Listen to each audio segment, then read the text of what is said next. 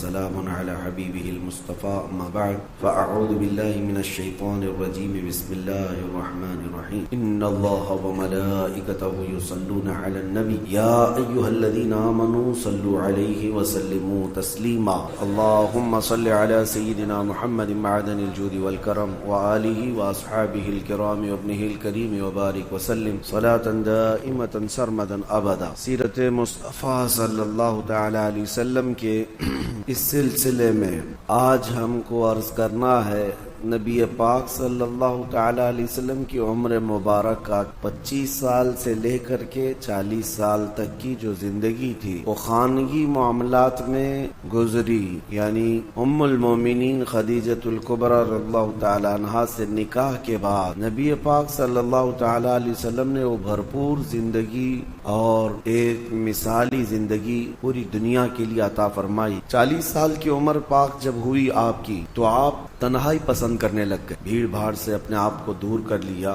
اور گوشہ تنہائی میں جا کر کے زیادہ سے زیادہ عبادت کرنے کی خواہش ہونے لگی. اور اس غرض سے نبی پاک صلی اللہ علیہ وسلم مکہ سے تقریباً 4.5 کلومیٹر دور اس وقت خانہ کعبہ سے غار ہیرا میں جا کر کے عبادت کرتے. ہیرا یہ جبل نور ایک پہاڑی ہے، اس پہاڑی کے اوپر ایک غار ہے، یہ تقریباً 3000 فٹ اونچا ہے. سب سے اوپر کی چوٹی پر جا کر نبی پاک صلی اللہ علیہ وسلم تنہائی اختیار، یہ گوشہ نشینی تھی. اور اس وقت تک ابھی کوئی وحی نہیں آئی تھی، نہ ہی کوئی آیت اتری تھی قرآن کی. لیکن اس سے پہلے ہی نبی پاک صلی اللہ علیہ وسلم 2 دن 3 دن تک اس غار میں تشریف لے جاتے تھے. اس وقت حضرت خدیجۃ الکبریٰ رضی اللہ تعالی عنہا مکمل صحت رہی، یہاں تک کہ آپ کے کھانے کا انتظام وہ خود کرتی، گھر سے کھانا لے کر کے وہ خود جاتی اور پہاڑ پر کھانا دے کر کے پھر واپس آج ایک بار چڑھ جائے کوئی اس پہاڑ پر تو 8 دن تک پٹھے درد کر. اور حضرت خدیجۃ الکبریٰ رضی اللہ تعالی عنہا دن میں 2 مرتبہ حضور پاک صلی اللہ علیہ وسلم کے پاس، کبھی 3 مرتبہ جاتی تھی اور آتی خدمت مصطفیٰ میں. پھر یہ دن گزرتے رہے تو وہی ایک دن جب آپ کی عمر مبارک کا 40واں سال تھا، جبرائیل امین علیہ السلام آئے غار میں اور وحی کے اترنے کے معاملات وہاں سے شروع. جیسے کہ میں نے تفسیر کے پہلے دن بھی عرض کیا تھا کہ قرآن کی سب سے پہلی آیت کیسے نازل. جبرائیل امین علیہ السلام آئے غار میں اور حضور اکرم صلی اللہ علیہ وسلم سے کہا اقرا، پڑھو. حضور نے فرمایا میں نہیں پڑھنے والا. پھر جبرائیل امین نے سینے سے سینہ لگا کر بہت تیزی سے بھیج دیا اور اس کے بعد پھر چھوڑ دیا. پھر کہا 3 مرتبہ جبرائیل امین نے اس طرح سے کیا، سینے سے سینہ لگا کر کے معانقہ کرتے تھے. اور چوتھی مرتبہ میں جبرائیل امین نے کہا اقرا بسم ربک الذی خلق، پڑھو اس رب کے نام سے جس نے پیدا کیا. نبی پاک صلی اللہ تعالی علیہ وسلم نے پھر پڑھنا شروع فرمایا، یہاں تک کہ 5 آیتیں نازل ہوئی. یہ آیتیں لے کر کے نبی پاک صلی اللہ علیہ وسلم اترے اور سب سے پہلے جو خبر دی گئی وحی کے اترنے کی وہ ام المومنین خدیجۃ الکبریٰ. حضرت خدیجۃ الکبریٰ حضور صلی اللہ علیہ وسلم کو لے کر کے، ورقہ بن نوفل اس زمانے میں عیسائیوں کے ایک بہت بڑے عالم کا نام ہے، ورقہ بن نوفل یہ ایک عبادت گزار شخص تھے. ان کے پاس حضرت خدیجہ لے کر کے گئی، وہ ان کے خاندانی بزرگ بھی تھے، کہ معاملات پوچھنے کے لیے کہ یہ کیا معاملہ. ورقہ بن نوفل کے پاس جانے کے بعد انہوں نے پوچھا نبی پاک صلی اللہ علیہ وسلم سے کہ کیا معاملہ ہوا.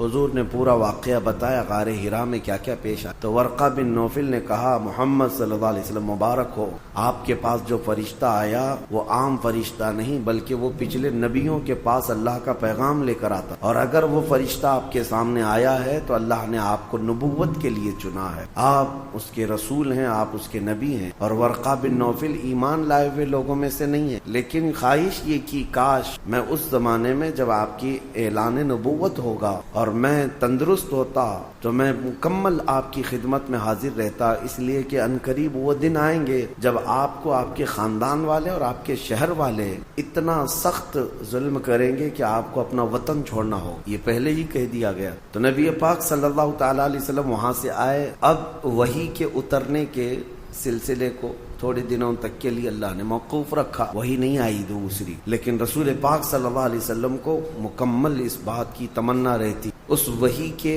انتظار میں حضور صلی اللہ علیہ وسلم سرگرداں رہتے، کیونکہ ایک بار جو پیغام محبت آیا ہے اس پیغام محبت کو دوبارہ سننے کا شوق. پھر ایک بار مکہ کے بازار سے گزر رہے تھے، کسی نے پکارا محمد محمد، نبی پاک صلی اللہ علیہ وسلم کا نام. حضور نے پلٹ کر کے اس آواز کی طرف دیکھا تو آسمان اور زمین کے بیچ میں وہی فرشتہ یعنی جبرائیل امین، وہ اتنی بڑی شکل میں کرسی پر براجمان ہے. نبی پاک صلی اللہ علیہ وسلم نے پہلی مرتبہ یہ منظر دیکھا، جبرائیل کو اس حالت میں، تو اس کے بعد آسمان اور زمین پورا اس فرشتے سے بھر گیا ہے، جبرائیل امین سے۔ پھر نبی پاک صلی اللہ تعالی علیہ وسلم گھر تشریف لائے اور پھر اس وقت کہنے لگے زمیلونی زمیلونی، مجھے چادر اوڑھاؤ، سخت ٹھنڈی لگ رہی۔ جسم کے اندر وحی کے اترنے کے جو آثار تھے، وہ پوری باڈی شیک ہوتی تھی۔ اس کے بعد آپ گھر میں لیٹے تھے، اسی حالت میں جبرائیل امین نے 19 آیتیں لے کر کے حضور اللہ تعالیٰ کی طرف سے پہنچایا۔ یا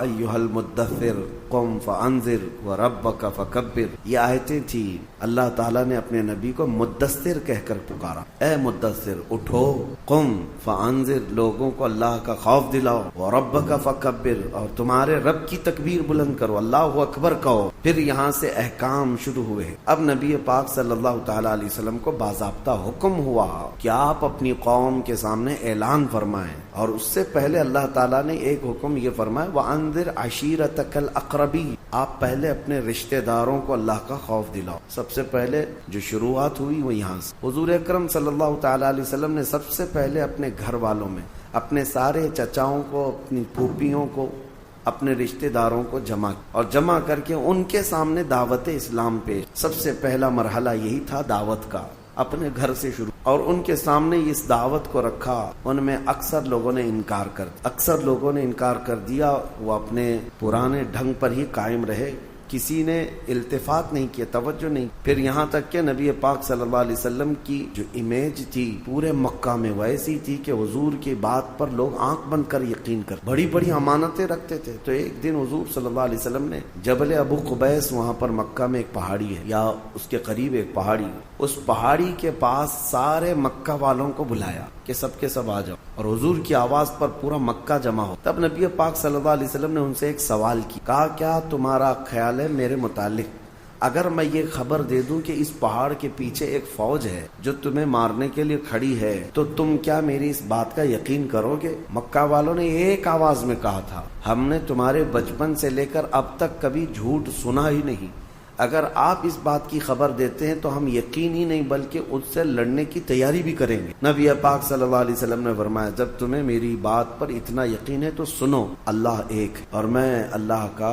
آخری رسول ہوں، اور جن بتوں کے سامنے تم سر جھکاتے ہو یہ فضول ہے، یہ باطل ہیں۔ تو نبی پاک صلی اللہ علیہ وسلم کا جب یہ اعلان ہوا تو مجمع میں کھلبلی مچ کہ ہمارے پرانے دین پر حملہ ہو، ہمارے دھرم پر حملہ ہو۔ اور پھر اسی مجمع میں سے ایک شخص کھڑا ہوا اور اس نے سخت جملوں میں بات، تبن لک یا محمد الہذا جمعت، نعوذ باللہ، اس نے کہا برا ہو اے محمد تمہارے ہاتھ ٹوٹ جائیں، کیا تم نے اس کام کے لیے ہمیں یہاں جمع کیا تھا؟ یہ بولنے والا حضور صلی اللہ علیہ وسلم کا سگا چچا ابو لہب۔ حضور پاک صلی اللہ علیہ وسلم کو زندگی میں سب سے پہلا برا جملہ کہنے والا یہی، کیونکہ اتنے سالوں میں کبھی کسی نے انگلی بھی نہیں اٹھا، کبھی نہ اخلاق پر بات، نہ کسی نے سخت لہجے میں آپ سے بات کی، اخلاق کریمانہ وہ اعلیٰ معیار کی۔ پہلی مرتبہ اس طرح کا کڑوا جملہ اور تان و تشنیع کے ساتھ گالی بھرا ہوا، نبی پاک صلی اللہ علیہ وسلم کے قلب اطہر پر یہ بات گراں گزری، بہت سخت ہوئی۔ لیکن اس مجمع سے حضور اکرم صلی اللہ تعالی علیہ وسلم لوٹے تھے کہ ہاں تاریخ میں یہ ہے، اب جو لوگ ایمان لائے ان میں بچوں میں سب سے پہلے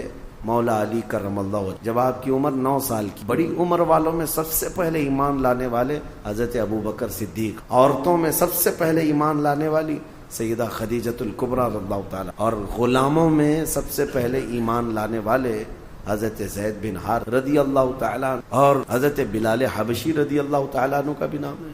یہ لوگ سب سے پہلے ایمان لانے والوں میں سب سے پہلے جو لوگ ایمان لائے، اب یہ وہ لوگ تھے، اس میں حضرت ابو بکر حضرت خدیجہ کو چھوڑے تو باقی تو سب ان کے حالات ایسے نہیں تھے کہ وہ پورے مکہ والوں سے پنگا لے لیتے، مقابلہ کر سکتے۔ کمزور لوگوں سے دین شروع ہوا، اور جو لوگ شروع میں اسلام میں داخل ہوتے تھے وہ غریب صحابہ تھے، کمزور تھے، لیکن ایمان اتنا مضبوط تھا کہ ہر مصیبت کے لیے وہ ڈٹے رہے، ہر بڑی سی بڑی مصیبت کو فیس کرنے کو تیار۔ اب یہاں سے تبلیغ اسلام کا سلسلہ شروع ہوا۔ شروع کے سالوں میں نبی پاک صلی اللہ علیہ وسلم نے پوشیدہ طریقے سے ہی دعوت اسلام، پوشیدہ طریقے یعنی بالکل اوپنلی دعوت نہیں دی جاتی تھی، تنہا ایک ایک شخص کو کنونس کرنا، جیسے حضرت ابو بکر صدیق کی دعوت پر حضرت عثمان غنی ایمان لائے، حضرت ابو بکر صدیق کی دعوت پر حضرت زبیر، حضرت طلحہ یہ لوگ بھی ایمان لائے. تو یہ جو ایک دوسرے سے ایمان کا سلسلہ چلتا رہا.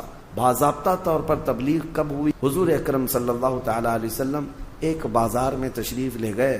وہاں پر لوگوں کے درمیان خطاب کر رہے تھے کہ ابو جہل درمیان میں آیا, پوری دھول اڑایا حضور پاک صلی اللہ علیہ وسلم پر, اور نہایت سخت جملوں میں کہنے لگا کہ لوگوں اس شخص کی بات مت سنو کہ یہ اس کا ذہنی توازن خراب ہو گیا, نعوذ باللہ, بڑے برے الفاظ کہتا ہوا. اب یہاں سے تکلیفوں کا دور بھی شروع ہو گیا, آزمائش کا دور. ایک بات یاد رکھیں, کوئی بھی مشن لے کر کے کھڑا ہونا معمولی نہیں اس دنیا میں, اور وہ بھی نبی پاک صلی اللہ علیہ وسلم نے ایسے پتھر دلوں کے سامنے وہ عظیم دین کو پیش کیا تھا. اب آپ اندازہ کر سکتے ہیں وہ لوگ کس قدر ایگریسو تھے.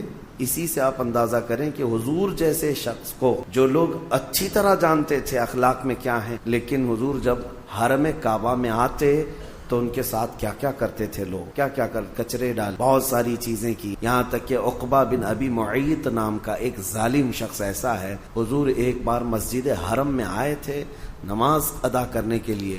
اس نے اپنا گمچھا جو رومال ہوتا ہے وہ حضور صلی اللہ علیہ وسلم کے گلے میں ڈال کر گول گھمانا, اور اتنا گھما کر کے کھینچا کہ حضور اکرم صلی اللہ علیہ وسلم کے گلے پاک پر سوجن آ. یہ سب معاملات حضور کے ساتھ ہوئے, اور جو صحابہ ایمان لائے تھے ان کی بڑی آزمائش تھی, بڑی آزمائش. حضرت ابو فقیہہ ایک غلام تھے, ان کو ان کا آقا اتنا مارتا تھا, یہاں تک کہ راستے میں لے کر جا رہا تھا تو ایک جانور ہوتا ہے چھوٹا سا, اس جانور کو دیکھ کر کے اس نے کہا کہ تیرا خدا یہی تو نہیں ہے. اس وقت حضرت ابو فقیہہ کا ایمان دیکھیں, جیسے اس نے گستاخی کی, پکار کر کہنے لگے اللہ ربنا اللہ ربنا, ہمارا رب اللہ ہے, ہمارا رب اللہ ہے, وہ ایک ہے. وہ ظالموں کو جلانے کے لیے یہی اتنا ہی کافی تھا.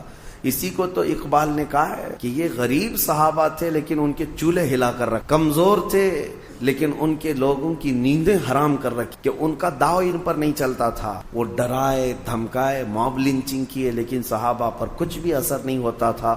اسی کو اقبال نے کہا تھا کفر دم توڑ دے گا ٹوٹی ہوئی شمشیر کے ساتھ. تمہارے پاس بڑے ہتھیار ہونے ضروری نہیں ہے, ٹوٹی ہوئی شمشیر, ٹوٹی تلوار. فرماتے ہیں اقبال کفر دم توڑ دے گا ٹوٹی ہوئی شمشیر کے ساتھ, گر تم نکل آ جاؤ ایک بار نعرہ تکبیر کے ساتھ. وہ نعرہ تکبیر کس کا تھا؟ وہ صحابہ, ہر گھڑی ہر لمحے. اب جو تکلیف اٹھائے ہوئے صحابہ ہیں ان کی ایک لسٹ ہے لمبی, کون کون سے صحابہ ہیں جنہوں نے اسٹرگل کیا ہے بہت سخت طریقے سے. اس میں حضرت ابو فقیہہ, حضرت بلال حبشی, حضرت خباب ابن الارت, حضرت خبیب ابن عدی, حضرت عمار بن یاسر جن کو آگ میں جلایا گیا, حضرت سیدہ سمیہ جن کو گھوڑے کے ٹانگوں میں باندھ کر کے دوڑایا. وہ بڑی عمر کی خاتون تھی, ان کی شرمگاہ پر تیر مار کر کے انہیں شہید کیا گیا. یہ اسلام کی سب سے پہلی شہیدہ, سب سے پہلے شہید ہونے والی خاتون ہے. مکہ میں یہ جو اسٹرگل کا زمانہ شروع ہو گیا, تو اب میں آپ کو یہاں اسٹیپ بائی اسٹیپ عرض کروں گا.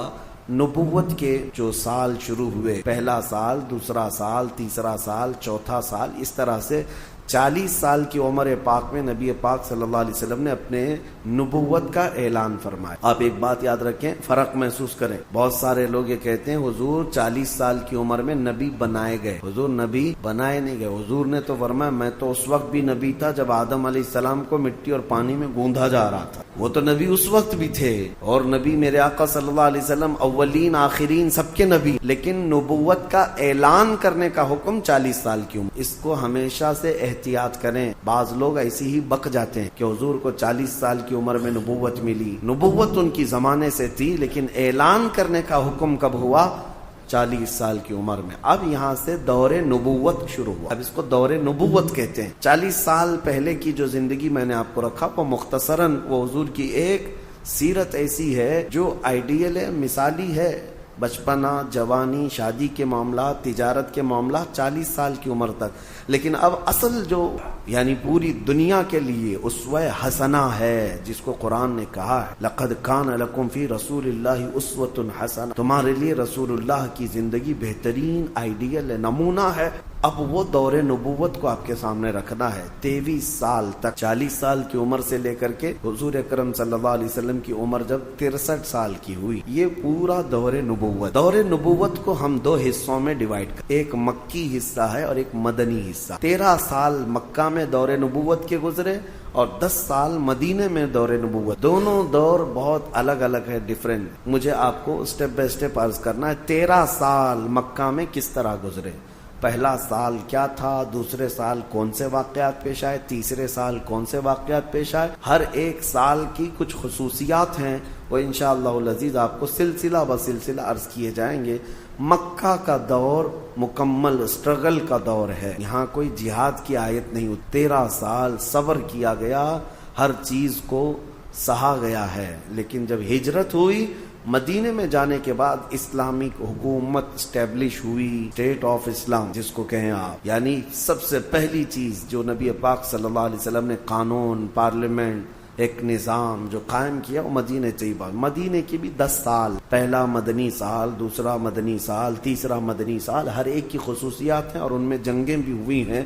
ہم اس کو تقسیم کر کے اب اصل سیرت کو یہاں سے آپ کے سامنے رکھتے ہیں. روزانہ میں انشاءاللہ العزیز سلسلہ بسلسلہ آپ کے سامنے رکھنے کی کوشش کرتا ہوں. اللہ کریم میرے آقا صلی اللہ تعالی علیہ وسلم کی سیرت طیبہ پر ہمیں عمل کی توفیق عطا فرمائے. مولا کریم نبی پاک صلی اللہ علیہ وسلم کا سچا عشق اور سچی محبت ہمارے سینوں میں عطا فرمائے.